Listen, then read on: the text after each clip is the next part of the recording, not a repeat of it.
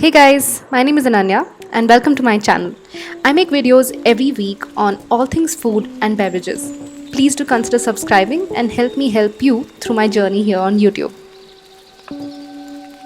Today, I'm making a very popular ferment called kimchi. This is a very typical Korean dish.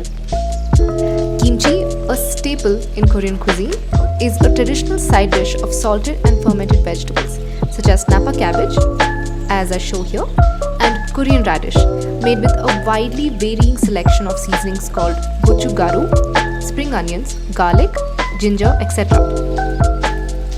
Kimchi is made by a process called lacto-fermentation, the same process I use to make my fermented tomatoes. The link to this video is available on the top right corner of the screen, and if you're interested, please do check it out. I won't be covering the topic of lacto-fermentation in this video.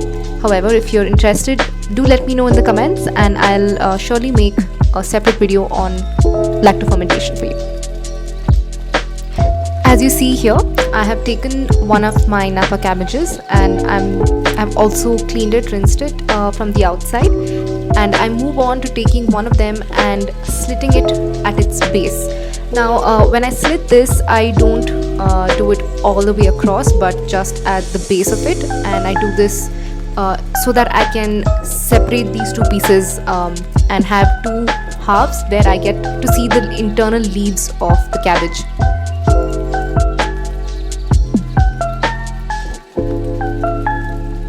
I take all the halves and dip them in water. This is to rinse the leaves at the same time. In the following step, we're going to be salting each layer of the leaf. So I would want the salt to adhere to each leaf and not fall off when I handle the cabbage. Salting each leaf of the cabbage will help release all its water over time. We will be leaving these cabbages with salt in it for about 2 hours, so that will help us get all the water out. The reason we are releasing its water is so that we can roll these cabbages once we have stuffed it with filling and then store it into the container that we'll be using. Keep watching this video to know what happens ahead and you will see exactly what I'm talking about.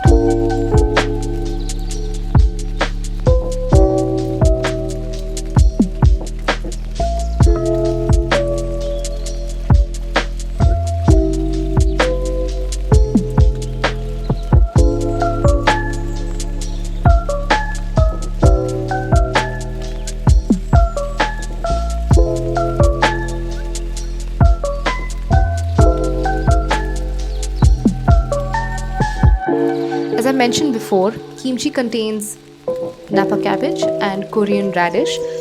I didn't have access to Korean radish. I'm not really sure where in India you do get access to them, but I just bought organic radish from a local vendor. I also purchased organic onion, spring onions, carrots and chives. Along with these main vegetables, I've also taken chilies, green chilies, peeled garlic and ginger. All these vegetables, especially the carrot, radish, the ginger, I have chopped them in juliennes.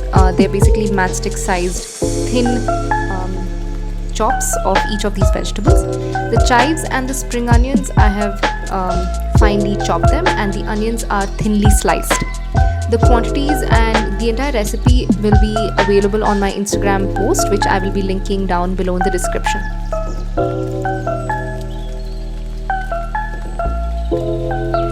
Okay, so the fun part is here. What I've done so far is salt all my cabbages.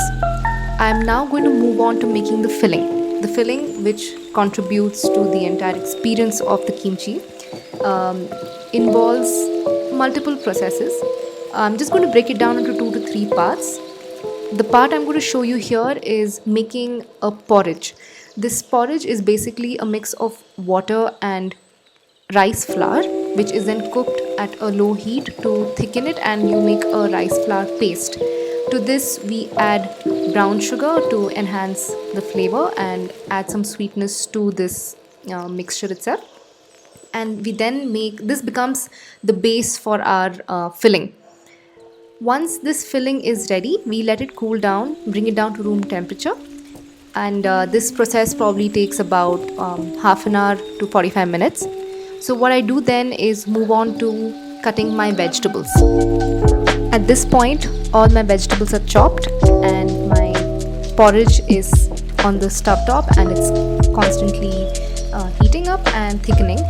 What I do is I am going to take a look at my cabbages which were kept in the utensil. I'm going to be rotating these every 30 minutes, like changing the position of the cabbages below to the top and allow the water retention process to continue.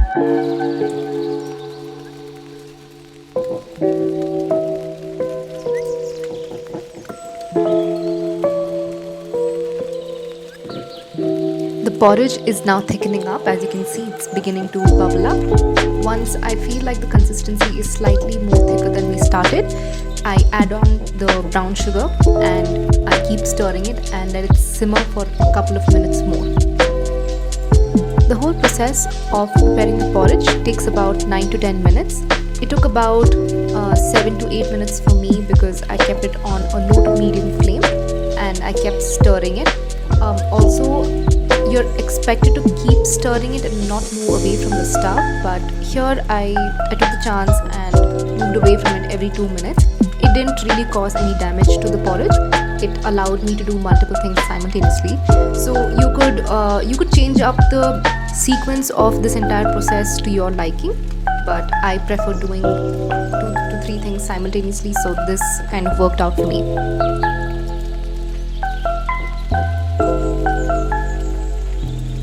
My porridge is now ready. You'll see that I've kept it aside for it to cool down.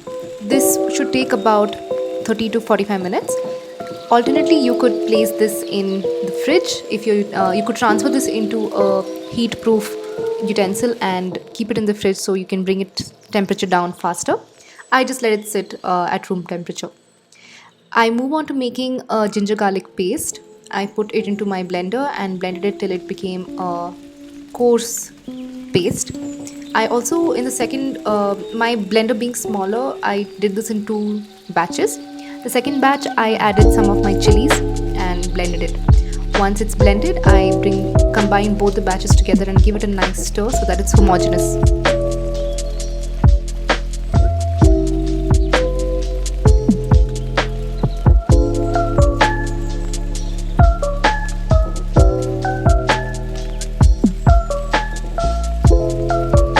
Make sure not to forget about your cabbages.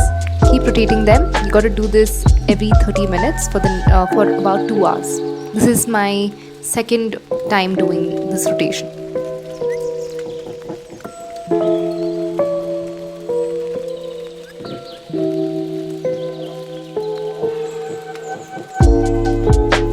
So I start off with adding my cool down porridge to my bowl and I add all the chopped vegetables to it.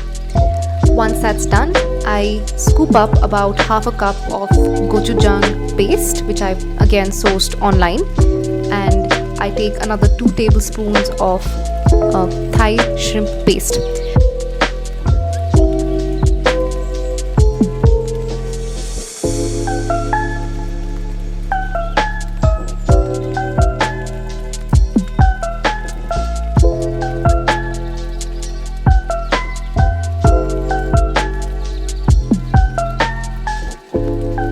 Towards the end, I add about 3 to 4 tablespoons of fish sauce, again a Thai fish sauce. However, once I mixed all of this in with my hand, as you see, I tasted it and I felt maybe I could have reduced the flavor of fish a little bit. Maybe I would go with 1 to 2 tablespoons of fish sauce only. If you are a seafood fan, you could totally add 3 to 4 tablespoons. I'll just say, add 1 tablespoon at a time and figure out what works for you. Another recommendation / advice is that you use gloves when you're doing this, because we are working with an ingredient like gochujang, which is quite, it could be an irritant to some people who might be sensitive to it. As you can see in the video, I scoop up some portion of the filling that we've prepared and I apply it generously to each layer of the cabbage. I repeat this process with every single cabbage, and as I finish one, I gently roll them into a small packet-sized roll and I push them into a glass container. In this video, you will be able to spot the glass container that's kept beside the utensils.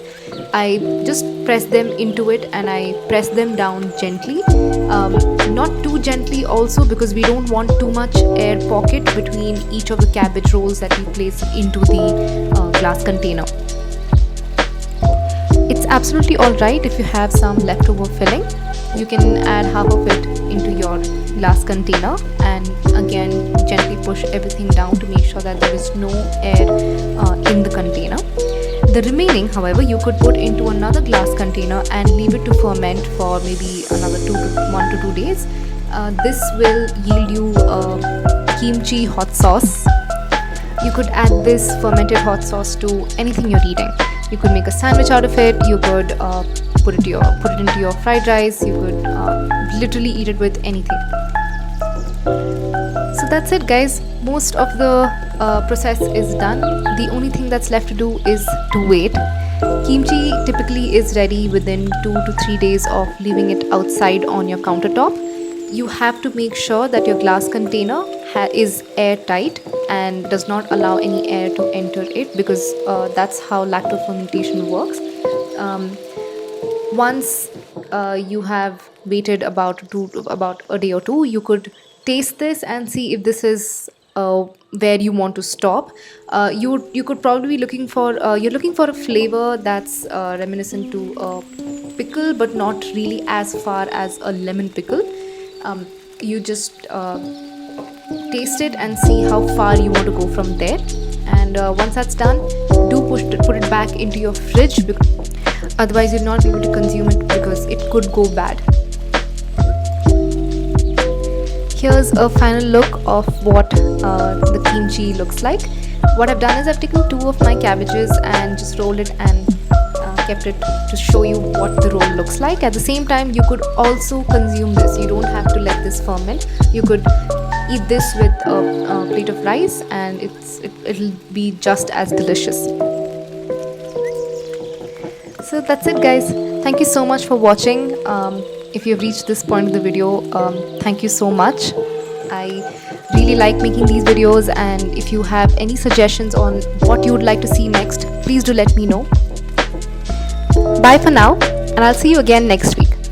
Please do share this video with somebody you think who might like watching it, and also do subscribe to my channel. Thank you. Bye bye.